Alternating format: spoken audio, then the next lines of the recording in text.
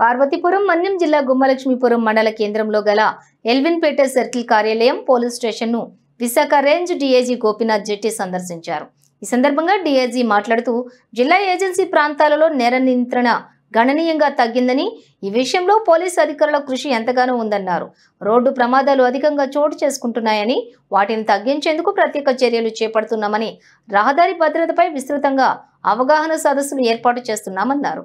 ప్రధాన రహదారులపై 350 డైనమిక్ చెక్పోస్టులు, అంతర్రాష్ట్ర సరిహద్దులో అదనపు చెక్పోస్టులు ఏర్పాటు చేశామన్నారు. అలాగే సైబర్ నేరాలపై గిరిజనులు అప్రమత్తంగా ఉండాలన్నారు. డిజిటల్ అరెస్ట్ అనే పేరుతో జరుగుతున్న మోసాలు పూర్తిగా అవాస్తవమని, అలాంటి వాటిని ఎవరూ నమ్మొద్దని స్పష్టం చేశారు.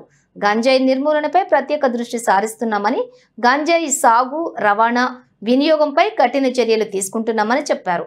ఆంధ్ర, ఒడిశా సరిహద్దు ప్రాంతంలో ప్రత్యేక నిఘాను ఏర్పాటు చేశామన్నారు.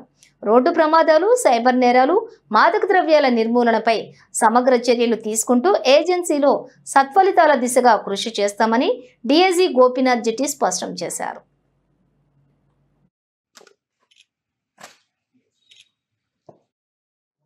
వార్షిక తనిఖీలో భాగంగా ఈ ఎల్విన్పేట పోలీస్ స్టేషను, ఇక్కడ ఉన్నటువంటి సర్కిల్ ఆఫీస్ని తనిఖీ చేయడం జరుగుతుంది. సో దీనిలో భాగంగా మన పార్వతీపురం మన్యం జిల్లాలో క్రైమ్ రేట్కి వస్తే సాధారణంగా క్రైమ్లో పెద్ద రిపోర్టింగ్ ఎక్కువ ఏం లేదు. గతంలో ఎలా ఉందో అలాగే ఉండేది.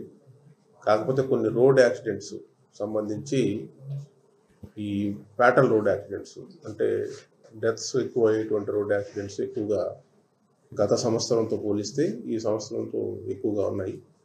సో దానికి కారణాలు ఏంటని చెప్పి కూడా మేము అన్వేషించడం జరిగింది.